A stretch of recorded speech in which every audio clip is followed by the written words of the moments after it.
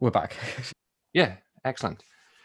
Awesome. So let's just jump straight back into it. So Eden, if you would be so kind, brother, just to recycle the question again back around, that whole thing of, how we were this time last year to how we are now. And I know you said, you're still grinding the 9 to 5 to keep yourself Yeah, afloat, as we all have to do. Give yeah. us your spiel, brother. Tell us your story. What I think on this whole situation. You can tell us about that as well if you would be so kind. You don't have to, but I just mean, yeah, managing, how like this time last year, you must have had hopes, dreams, visions, thoughts, feelings. And now this time this year, you're going, the world has kind of changed quite drastically. Where are we going with this? How Yeah. have things been for you personally? Sorry to go deep, but if that's okay. No, not at all. Thank you. I appreciate it. Things have been fine. For me personally, I can't complain. The past year has been pretty fine for me. Lockdown was pretty okay for me. So I can't whinge. I'm not going to whinge about it because I stopped working for maybe like 2 months during the first lockdown, and that was it. Apart from lockdown, I mean, I have no idea what's going on. Basically, I'm just going along with everyone. I have no idea. I really have no idea what's going on. It's kind of, it's a bummer that you can't go out to like your favorite pub and stuff like that, and it's a bummer that you can't go and see certain family members. But it's okay for me personally. It's okay. I can't complain so much. I'm still working, which is good. As an actor, this whole thing, it's weird because as an actor, you go through droughts anyway. You kind of go on hold for long periods randomly. Any year can be dry. This is just another dry year for acting. Some years are really good, some years are quite dry. That seems to be the way it goes. This year is just another dry year for me. Thank you, brother. I appreciate that. And might I ask, might be a bit of a weird one, but do you talk to yourself a lot when you're on your own? Yeah. Oh yeah, all the time. Yeah, I could have been an actor. I think the drugs messed me up as a youngster. I wanted to be an actor. I think I could have been, but I became too self-conscious. Can I ask the whole thing, being as we've got, the lead character, that whole thing of being self-conscious, the minute I was always a good public speaker as a kid. I was at a Catholic school and they'd always say, oh, come and read for the mass and these kind of things. And I would always love it. And then it came to a point where I kind of became aware of myself. And there was this kind of commentary voice going, what are you doing? And it was that kind of, and it just buckled me. So that thing of being self-aware, and I'm not for 1 minute suggesting that actors aren't self-aware. What I'm saying is, how do you override that feelings of embarrassment or affrontment or all those different kind of things? Can you give us any kind of psychological insights to the mind of an actor? Yeah, I mean, the fear of, being judged, or the fear of, looking stupid or something like that. I really don't know. It's always scary. You're always nervous if you're doing a show or you're about to do a scene in a film. And even when I was doing acting classes when I was younger, I was always nervous before I was going on. I think you need to really feel like you have something to prove or something to say or something to show people. And that feeling needs to be strong enough to be able to override the fear, basically. Yeah. That makes sense. And that's just your personal kind of... That's just my personal... I meant to mention it earlier, and I'll chop it in somewhere. But when Doug was talking about the lack of ability to be able to retain lines, are you familiar with Tony Buzan? And his memory, you should check it out. Not that I'm, you probably got your own methodologies of retaining your lines, but yeah, Tony Buzan, this kind of methodology that he's developed, yeah, it's really good. Really kind of mind palaces and all this kind of stuff, which I suppose is kind of different to retaining lines. Is there any kind of specific methodology you use, or have you just kind of developed the ability to be able to kind of just read a bit of dialogue, get it in there, and it's just there? Or what's your modus operandi? My MO is I've always been fairly okay at learning lines. I think that for me the trick is to think of it as a story, but also if you kind of try to connect to it emotionally, then it seems to stick in more than it would if you just, if you try to connect with what's being said or something like that. I don't know. Think of it as a story. There's a beginning, and if you're learning a monologue, there's the beginning, and there's the middle, and there's the end, and then if you try to think of it as a kind of story. But honestly, I don't know. I know some actors who struggle so hard at learning lines, and it's so hard for them, and they have to spend so long. And then I know other actors who can just read it one time and they just kind of know it.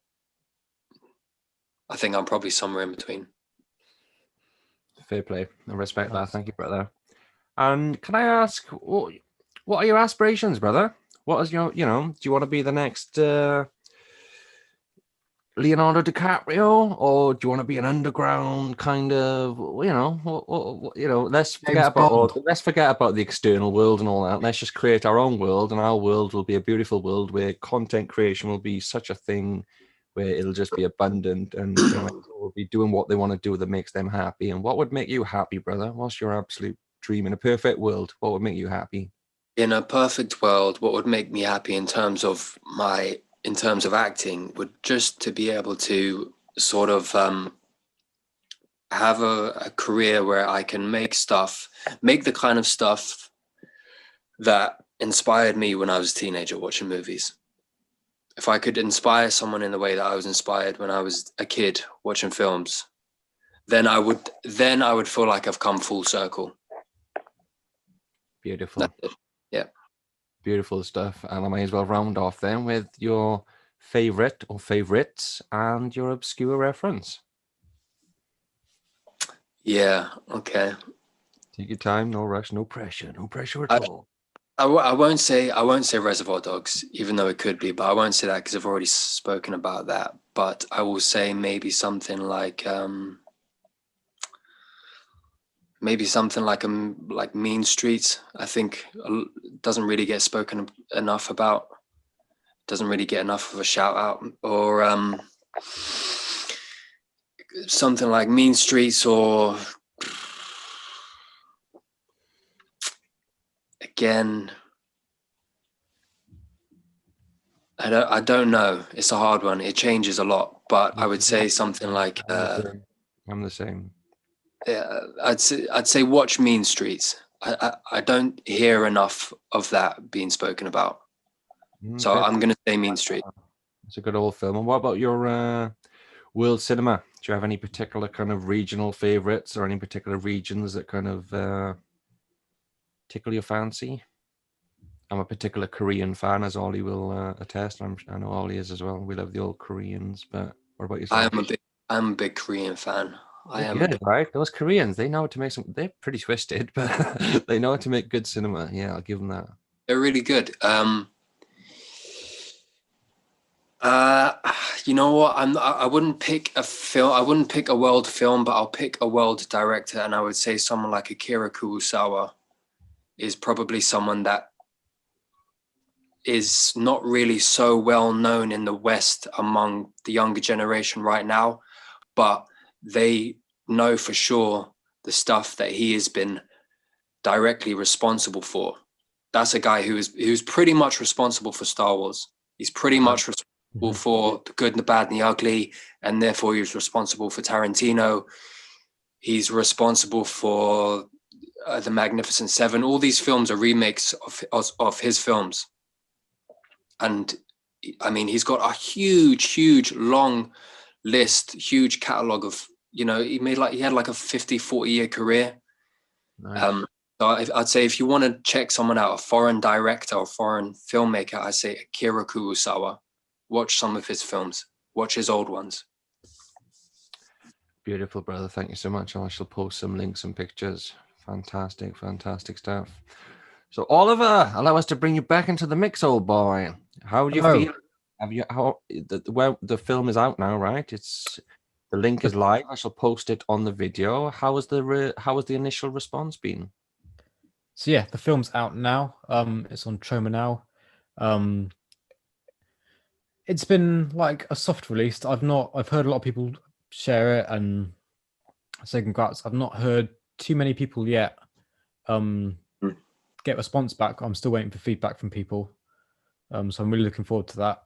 But it is of course going to be screened at London Liftoff next month in London, which is going to be fantastic. But that's online. So we'll put tickets down below and you can vote for us for Audience Choice Award. Excellent. So really excited that that's happening. And it is of course still available on Troma now. You can watch it right now. Leave a comment down below. And for those people that still like cinema and they're in America, the New York screening of it will be still the 18th of December at the Film Noir Cinema. Tickets are still on sale for that, which is really good. Unfortunately, I can't make it, but if you're there, check it out, please. So yeah, looking forward to it. Beautiful stuff. Beautiful stuff. Well, gentlemen. Also, shameless plug. We have merch coming soon. We've got mugs and t-shirts. That's all coming soon. Oh, lovely stuff. I might get a poster, actually. I do like the poster. Oliver, do you want to give a shout out? We didn't give a shout out to your dear friend who did the poster last time, and I think it's worth giving him a shout out because that is a fantastic poster, right? You can find him on Instagram. That's where I found him, at Brutal Posters. Hit him up, Chris. Lovely guy, good friend. Make sure if you want a film poster, get it from him. And what were the links again? It'd be Instagram, Brutal Posters. Brutal Posters. I'm afraid, and that'll be all across all social media, Facebook and Twitter, I'm sure. Fantastic. Yeah. Fantastic. And my recommendation would have to be, actually, I watched it last night with my girlfriend, and it was her first time. 12 Angry Men. I don't know if you've seen that. Great film. I think that's the courtroom, right? Yeah. That's like a classic for film fans. I don't think it's a really mainstream sort of film. If you're into film, you've seen that. But I watched 12 Angry Men. And my obscure pick, again, a Korean film like Doug's, I Saw the Devil, which has got the star from Old Boy. Unfortunately, I can't remember his name in it. That's really good. Really, really good film. Beautiful stuff, brother. Thank you. And I've almost forgot, but I wanted to ask that whole desert island discs scenario. If you could only watch one film over and over for the rest of your existence, however long it is, I'm going to put you on the spot, gentlemen. You're on the spot, I'm afraid, but take as long as you like. I'll have to do a countdown timer, obviously, if we get beyond 3 minutes, but... I already know mine. Yeah, there we go. I knew. So mine would be Singing in the Rain. Oh, I've never actually watched it, I must say. So I am familiar. And I'm familiar with obviously all the samples and the music. Yeah. Good choice. I like it. Any particular reason, brother, may I ask? Just good childhood vibes or? No, I just think if I was on a desert island, I think that would be the kind of vibe that I would want with me. You're going to go insane, so you might as well go singing and dancing. Exactly. Yeah, fair play. Wilson under the arm. I love it. Oliver, what are you saying? My obviously go-to is going to be Whistler and I, but I've said that too many times now. You can never say that too many times. Take that back. I know. It's just one of the films that always brings you joy. I was thinking of other films that bring me that amount of joy and be like, I can't watch it over and over again. It would be Whistler and I pretty much know the script off by heart anyway. So that's the fun of it. Learn the whole thing. That's the fun of it. Talking along. Well, gentlemen, it's been an absolute pleasure. Thank you so much for your time. And I'm sure the listeners, I hope, will go and watch the movie. The link will be at the bottom of the screen. And yes, hopefully we'll catch up with some more of the cast and the crew in due course. But in the meantime, gentlemen, I shall bid you adieu. Thank you very much for your time. And yeah, we'll catch up soon. It's been a pleasure. Thank you very much, Jimmy. It's been wonderful. Thank you, Ollie. Cheers. Thank you, Jimmy. All the best. Eden, take care, brother. See you soon. Nice. All the best, guys. See you soon. Bye, Ollie. Cheers. See you guys. It's all right, chaps.